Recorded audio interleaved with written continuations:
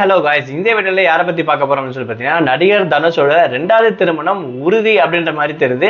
அதுக்கான பின்னணி என்ன, அதுக்கான அப்டேட் என்னன்றதாங்க இந்த வீடியோல பார்க்க போறோம். நம்ம சேனலை ஃபர்ஸ்ட் டைம் பார்க்குற பர்சனா நீங்க இருந்தீங்கன்னா மறக்காம நம்ம சேனலை சப்ஸ்கிரைப் பண்ணிக்கோங்க. அப்பதான் அடுத்தடுத்த போடுற வீடியோக்கான நோட்டிபிகேஷன்ஸ் அண்ட் பாப்அப்ஸ் வந்து உங்களுக்கு கிடைச்சிட்டே இருக்கும்.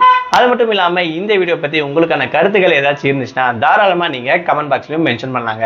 ரீசெண்டா தனுஷ் அவர்களுடைய டைவர்ஸ் இஷ்யூ அப்படின்ற விஷயங்கள் எல்லாம் தாண்டி இவருடைய டைவர்ஸ்க்கும் இவர் தான் காரணம் அப்படின்னு சொல்லி பல பிரச்சனைகளும் சரிசைகள் எல்லாம் பேசிட்டு அந்த விஷயத்தெல்லாம் கடந்து வந்துட்டார் அப்படின்னு சொல்லலாம். இப்போ இன்னொரு விஷயம் வந்து பாத்தீங்கன்னா பூகம்பம் மாதிரி வெடிச்சிருக்கு.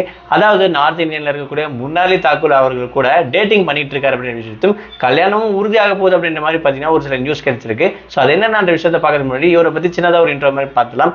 அதாவது தனுஷ் அவருடைய லைஃப்ல வந்து பாத்தீங்கன்னா நிறைய விஷயங்கள், அதாவது மற்றவங்க வந்து யாராச்சும் டைவர்ஸ் பண்ணாலும் இவர் தான் காரணம் அப்படின்ற மாதிரி நிறைய ரூமர்ஸ் வந்து பாத்தீங்கன்னா பரவிட்டு இருந்துச்சு. அதுக்கு ரீசெண்டா நடந்திருக்கக்கூடிய ஆடியோ லான்ச் வந்து பாத்தீங்கன்னா அவருடைய ஸ்டைல வந்து பாத்தீங்கன்னா சொல்லியிருப்பாரு, எனக்கு என்னோட ஃபேன்ஸ் இருக்காங்க, இவங்க இருக்க வரைக்கும் எனக்கு எந்த ஒரு பிரச்சனையும் கிடையாது, நான் பாட்டு இந்த நெகட்டிவ் எல்லாம் தட்டி விட்டுட்டு போயிட்டே இருப்பேன் என் பாதையில அப்படின்னு சொல்லியிருப்பாரு. சரி, ஓகே, இதெல்லாம் ஒரு பக்கம் நல்லா போயிட்டு இருக்கு அப்படின்னு சொல்லும் போது இப்போ ரீசெண்டா வந்து பாத்தீங்கன்னா முர்னாலி தாக்கூர் அப்படின்னு சொல்லக்கூடிய இவங்க வந்து பாத்தீங்கன்னா இவங்க கூட டேட்டிங் பண்ணிட்டு இருக்காங்கன்ற மாதிரி ஒரு அப்டேட் கிடைச்சிருக்கு. அது மட்டும் இல்லாம இவங்களுடைய பர்த்டே பார்ட்டிக்கும் இவங்களுடைய ஆடியோ லான்ச் ஃபங்க்ஷனுக்கு வந்து பாத்தீங்கன்னா தனுஷ் வந்து இன்ட்ரோ ஆகுறது தான் இங்க பெரிய சர்ச்சையை கிரியேட் ஆச்சு அப்படின்னு சொல்லலாம். ஸோ இவங்க ஃபேமிலி கூட இவங்க சகஜமா பழக ஆரம்பிச்சிட்டாங்க அப்படின்னு சொல்றதால பலரும் வந்து இவங்க 2வது திருமணம் பண்ணிக்க போறாங்க அப்படின்ற மாதிரி பாத்தீங்கன்னா பெரிய அப்டேட் கிடைச்சிருக்கு.